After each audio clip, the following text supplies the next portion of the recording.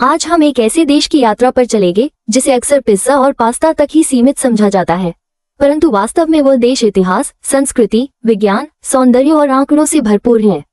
जी हाँ, हम बात कर रहे हैं इटली की। यदि इटली एक पुस्तक होती तो उसमें रोम की कहानियां होती, वेनिस की नावें होती और फ्लोरेंस की चित्रकारी होती। किंतु आज हम इस पुस्तक को केवल पन्ने पलटकर नहीं, हर शब्द को जीकर पढ़ेंगे। इटली की जनसंख्या लगभग 6 करोड़ है और इस छोटे से देश में है 55 यूनेस्को वर्ल्ड हेरिटेज साइट्स, दुनिया में सबसे अधिक। इतिहास की बात करें तो रोम इटली की राजधानी को शाश्वत नगर कहा जाता है और इसी भूमि से शुरू हुआ था रोमन साम्राज्य, जिसने सदियों तक पूरे यूरोप पर राज किया। भोजन की ओर बढ़ते हैं। ग्लोबल हंगर इंडेक्स 2024 में इटली दुनिया के टॉप 10 देशों में है। यहाँ भूख नहीं बल्कि स्वाद की पूजा होती है। यहाँ खाना केवल पेट भरने का माध्यम नहीं, सांस्कृतिक अनुष्ठान है।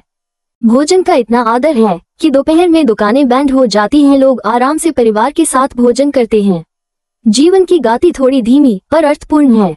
ए फ्लैट शिक्षा की बात करें, विश्व की सबसे पुरानी चालू यूनिवर्सिटी ऑफ बोलोनी इटली में स्थित है, जिसकी स्थापना हुई थी 1088 एडी में। OECD के अनुसार इटली की लिटरेसी रेट 99% है। ज्ञान यहाँ हवा में घुला हुआ है। स्वास्थ्य के क्षेत्र में भी इटली पीछे नहीं है। WHO के अनुसार इटली का हेल्थ केयर सिस्टम दुनिया के टॉप 10 में आता है। यहाँ एवरेज लाइफ एक्सपेक्टेंसी है 83 साल। जीवन न केवल लंबा बल्कि समृद्ध भी है। प्रेस फ्रीडम की बात करें, प्रेस फ्रीडम इंडेक्स 2024 में इटली का रैंक है 41 स्टार। हालांकि स्थिति बेहतर हो रही है, पर कुछ चुनौतियां अभी भी हैं, खासकर पॉलिटिकल प्रेशर और ऑर्गेनाइज्ड क्राइम के कारण। टूरिज्म, इटली हर साल 5 करोड़ से ज्यादा टूरिस्ट्स का स्वागत करता है। और क्यों न करे, वेनिस की नहरें, रोम का कोलोसियम, फ्लोरेंस की काला, ये देश एक खुला हुआ म्यूजियम है। और अब एक ट्रूली अजीब फैक्ट, इटली में एक चीज होती है कैजू मर्जू, जिसमें जानबूझकर जिंदा कीड़े डाले जाते हैं और लोग उस गर्व से खाते हैं। स्वाद की नहीं, हिम्मत की भी परीक्षा है ये।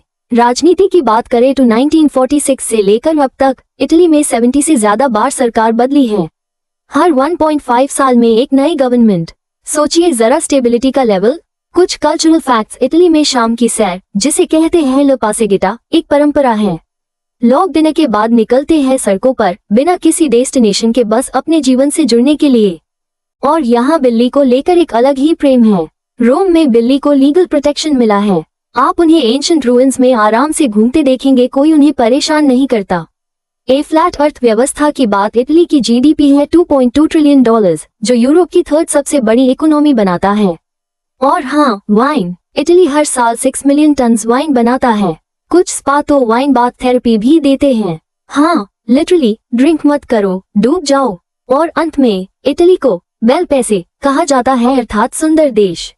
ये सुंदरता केवल नजर की नहीं, ये है कला, परंपरा, भावना और जीवन दृष्टि की सुंदरता। तो दोस्तों, अगली बार जब आप पिज्जा खाएं या पास्ता बनाएं, तो इटली के इतिहास और इन अनोखे तथ्यों को भी याद करें। अगर वीडियो पसंद आए तो लाइक कीजिए, कमेंट जरूर छोड़िए और चैनल को सब्सक्राइब करना ना भूलें। फिर मिलेंगे किसी नए देश की एक नई कहानी के साथ। धन्यवाद।